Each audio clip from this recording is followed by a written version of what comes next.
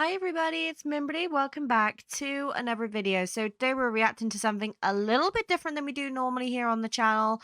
We are reacting to 5 simple changes to dramatically alter how we play Genshin.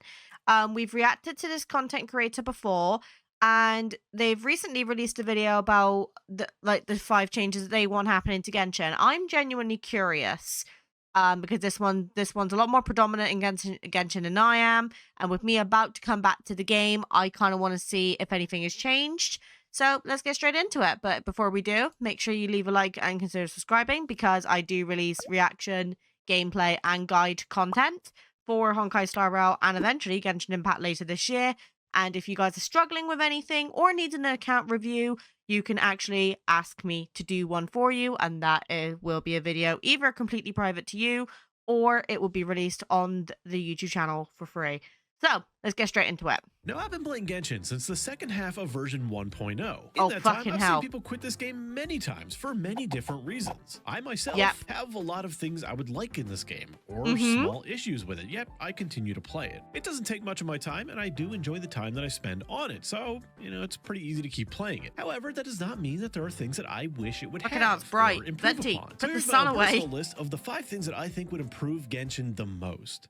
Let's Mhm. get one of the most boring ones out of the way. And yes, this is a Honkai Star Rail feature. We're all tired of hearing about it on both sides of this probably, but the ability to replay old events. Genshin My has God. had a long time to amass events, a lot longer than Honkai Star Rail has. And the ability to play old events would not only add a lot of evergreen content for both new and existing players to go on breaks to do, it would also give players a lot more chances to interact with the characters they love, or Yeah. even potentially get attached to characters that they didn't know they liked. It's really a win-win for everybody. Absolutely. Players who love the story and play this game for the dialogue, which I think is I remember that actually a quest. vast majority of players, would have more of that content to do, especially if they missed one. And HoYoverse, the company that wants our money, would get more people being attached to characters and wanting Meaning to pull more for them. money. Because it's very common for someone to Oh, I not loved really that want a event character with, until husband. they see them in the story quest. And just like in Honkai Star Rail, they can make it so events have limited time rewards. Things that actually reward the players that are actively doing the event as it is live. And someone who comes in later misses out on those rewards, but they can still do some of it and Yeah. get something out of it. The only Absolutely. real downside that I can think of to a system like this is perhaps maybe in the current state of the game, they actually delete some older cinematic files and cutscenes and stuff from the old events to help keep the file size of the game down. Yeah, 'cause the which file size is already quite a huge. gigantic game. However, Yeah. I think most people would agree that that is probably a worthy sacrifice for the sheer amount of content that would add back into the game. I mean, imagine if you could just 100%. go play Wind Trace at any time, or Oh, any wow. of the combat events that actually add more difficulty to the game than even the Spiral Abyss has. Yeah,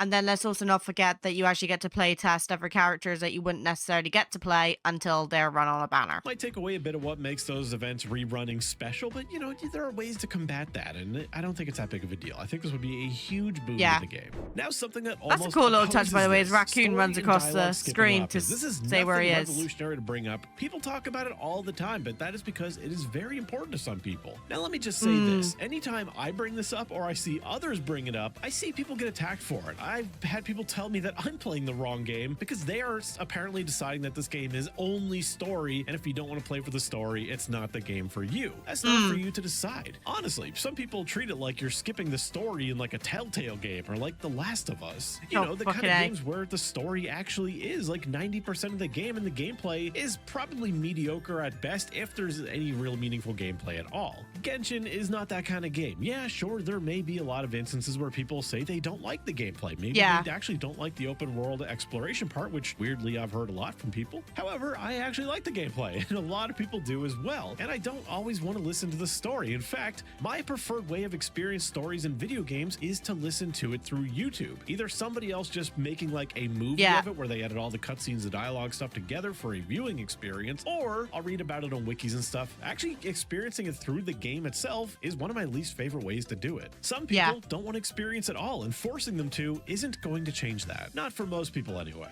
All a skip option plus does fact is it's allow people who unvoiced don't really care dialogue, about the like, story no, at all not to really enjoy much the point. game the way they want to enjoy it. Even if they did add a skip button, you don't like the idea of it, well, surprise, you don't have to use it. Yeah, In just my don't click opinion, on it. There's really no good argument against a skip button. If you don't like it, you don't have to use it. And if you're afraid that it's accidentally going to be clicked and skip something you didn't want to skip, you can easily just add 1 or 2 confirmation boxes. Hell, add 5. It doesn't really matter to me because that'll still be a lot quicker than enduring a lot of dialogue you've either already seen on an alt account or just don't care about in the first place. Yeah. On to a more exciting one, at least in my opinion. This is something Oh, that's yeah? really near and dear to my heart. Character customization. Not appearances, not like equipping gliders on them and changing the color of their outfit. As nice as that would be, that's not what I'm talking about. I mean Yeah. ways to make a character your own, make it function in the way you want to function. For example, Xiao has several different artifact sets that he can equip. None of Right. them actually change the ways he plays. He just does his damage a little bit better than maybe another one. As Yeah. for weapons, it's more of the same. You know, certain weapons are just strictly better than others for DPS. Maybe they help your energy, and that does help your gameplay a little bit, but ultimately the goal is still the same. Have it Yeah. burst up as much as often and just plunge. What I want is something akin to World of Warcraft talent trees or skill trees, whatever you want to call them. Just a standard tree of passive nodes or, you know, big nodes that either Yeah. add new functionality to The ability, OG. add new Yes. functionality to abilities, similar to As what we a- see with as an ex-World of constellations, Warcraft but you player, that don't have to pleases pay me. for these. You can earn points like every 5 levels or every 10 levels, you know, something that would reward getting to level 90 a little bit more. And Plus, it would you actually open have up a to lot make more choices. different things You for can't meta get as the well whole if they tree. did That that. is important with these things. You know, Xiao could have one tree that is maybe boosting his normal attacks to make him less of a plunger. Maybe one tree that actually just does make his plunging better. Maybe Yeah. a third tree that improves his skill. Something That's like actually a that. It really doesn't good have to idea. be I didn't super even think of complex, that just idea. something where you can actually make somewhat of a unique build. Right now, Yeah. when somebody asks you, like, hey, what is your Farina build? They mostly just want to see, you know, like, how much ER do you have? Like, what are your stats? It's a Where bit should boring, I be at? Is yeah. yours better than mine? They just want to compare whatever. Sadly, there's nothing overly creative there. So you can be like, hey, you have C4, I have C0. Hey, your gear is better than mine. Or like, oh, maybe I have a better circlet. Like, yeah, you're not going to find anything. It's like, ooh, like, I never Yeah. thought of that. Like, Genshin just doesn't really have that. Our form of that is essentially team comps, you know, who we decide to pair a character with and with what elemental reactions. That is where the customization comes in a little bit, but I really don't find it as satisfying as personally actually a building decent character team, to be function fair. differently. And no, I'm not going to count something far. like building physical Zhongli. While there are some characters who Damn. clearly have split purposes, you know, like Toma, you can build him for attack so he does a little bit more damage, or you can build him for HP so he's more of a shielder. But one is Yeah. always just strictly so much worse than the other, and at best it's a meme, at worst it is not even worth considering in the DPS first place. Barbara, The let's downside of this go. option is, oh my god, it would be so much work to develop like 70 plus skill trees and actually make everyone interesting. Sad thing Yeah. is, the nail in a coffin for a suggestion like this is constellations. This definitely steps on the toes of that a little bit and kind of makes sure that it will never exist.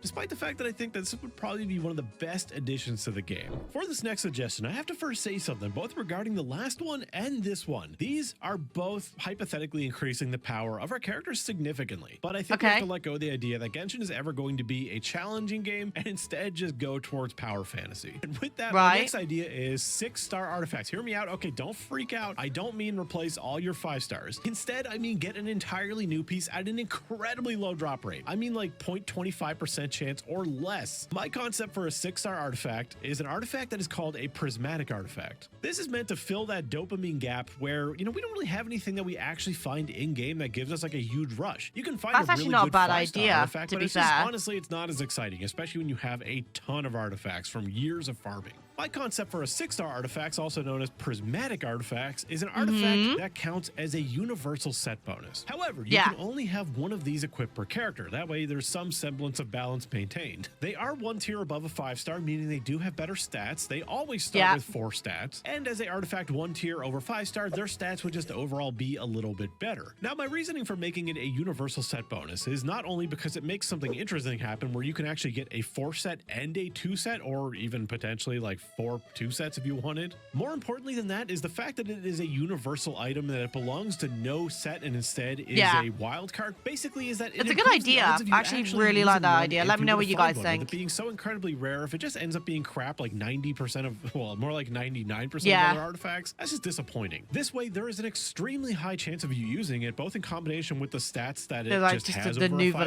Valat by is being a just higher rarity, nutty. but also just by being able to be equipped on anybody without worrying about what set it belongs to. With how many diverse characters we have now using various stats to scale, there's a good chance that no matter what it rolls with, Yeah. for the most part, it is going to be at least serviceable on somebody, especially with the fact that it enables a 4 set and a 2 set. That only adds to the Exactly. value of the piece. So a few ideas to balance this out and make it a little bit more exciting. One, it possibly could only be limited to flowers and feathers. That way you're not getting an insane amount of like attack or ER or crit Yeah. or elemental damage bonus, stuff like that. That not only reins in the power a little bit because you can't get like an insane crit damage circle it beyond a natural 5-star, but Flower and Feather take a flat stat right off the menu with their main stat and take the main stat gamble out of it, just ensuring that these are more likely to be used. Then, more cost. I would envision these being way more expensive to level than a regular artifact the entire way through. I would say like around like 1 to 2 million more to go from 0 to 24, you know, just something to make it a little bit more prestigious. Christ. How much money do you think I got? I envision them making the game more difficult to account for you having this and actually being rolled well. No. It would just be extra power on top of the difficulty of the game. Is again, leaning more towards power fantasy and just giving up on the idea of Genshin being a super challenging game, because I don't think it's ever going to happen. That being said, this would not be an honest opinion of mine if I didn't say that, well, the game does need more endgame. Look, it doesn't need to be super challenging. It doesn't need to be like Spiral Abyss, but on roids, or just more floors of Spiral Abyss. I don't really think a lot of people would want that. Most of us likely just want more to do. Star Rail did that with something like Pure Fiction that is, in my opinion, by no means harder than the Memory of Chaos, but it is just something else to do, and it also rewards other types of characters. That part isn't exactly really going to translate to Genshin very well, because Spiral Abyss already does that. Sometimes we have more AoE ones, sometimes we have more single target ones. We just don't have that problem like Star Rail did. I've said from day one, I think Genshin needs more endgame really content. Nice combat templates, giving us like roguelite buffs where, you know, our characters get stronger along the way. Give us buffs that the Spiral Abyss or nothing else will ever give us, like an insane amount of attack speed, ridiculous energy regeneration, cooldown reduction even in some cases. Would turning that into like a weekly or bi-weekly feature take away from the events a little bit? Yeah, a little bit. Would it matter? Yeah, I don't think so. I think the gain is worth the loss in that case. And while this isn't really officially endgame and it doesn't actually impact much, is add more world levels. I've said it before, I'll say it again, and I will continue to say it until it finally happens. I just don't want the Abyss and maybe a couple domains to be the only place where monsters will live long enough to do like anything on them. The option. True. Another thing, I've always said from day one that I think Genshin needs more in-game content, but one of the things is like at the moment people are spending money to pull for 5-star characters, and there's not really a massive benefit to doing this, because the only time you're going to really like use their potential is Spiral Abyss, and at that point the game just becomes one, pay to win, and second of all, if say for instance there's 1 week where, you know, your character is very heavily disadvantaged because let's just say there's a challenge of resistance to a certain element type has gone up, your character just gets nullified. Is already there to decrease it. If people don't like that increased difficulty, you don't have to add any insane rewards for it. You know, just maybe a little bit more Mora, maybe a little bit better drop rate, stuff like that. And hell, even if it is a little too difficult for, you know, the everyday person standards as well, co-op is there. Finally, something else to encourage co-op. And while I mentioned co-op is definitely one of the things that improving upon that significantly could drastically improve the game, but that is so much harder to do. When I mentioned permanent events earlier, you know, once you could go back and replay, that already helps co-op. You know, if something like Wind Trace or Theater Mechanicus, various summer mini games, stuff like that, you know, those are pretty popular co-op events. And if they were available all the time, sure, the matchmaking may be pretty brutal in some cases, but you know, you can always find people. Most likely pre-made groups are a thing, and I'm sure a lot of people would be doing that, just killing time. And that is my list. Feel free to crap on them in the comments below, as I'm sure many people are going to do. We all have our own ideas of what we think the game needs, and I think these are pretty balanced. You know, there are even things in here that I don't necessarily care about myself, but I think the community overall would like. So thank you to my members, my patrons, for supporting me. As always, thank you for watching, and I'll see you in the next one. Attaboy! Okay, right. So that was that video of 5 simple changes to dramatically alter how we play Genshin. Do you agree with these? Let me know. If not, what are your ideas, and how do you think that would benefit Genshin? What are the pros and cons? And yeah, honestly, I genuinely do think that we do need to start working on Genshin more, because that's one of the reasons I got put off with the game, 'cause outside of the story, nothing to fucking do. But yeah. Okay, I don't really have anything more to say. I think he hit everything on the head. But please go and show them love and support as well. I'll put their link on the original I'll put the original link to this video in the description along with their channel, so please go and show them some love too. And if obviously you do have any other suggestions for videos or reactions at the moment, leave them in the comments. I'll be going over them over the course of next week, and hopefully we can start whipping up some goodies to come up with. Anyway, thank you all for watching, and I'll see you guys again very, very soon. Take care, guys. Bye.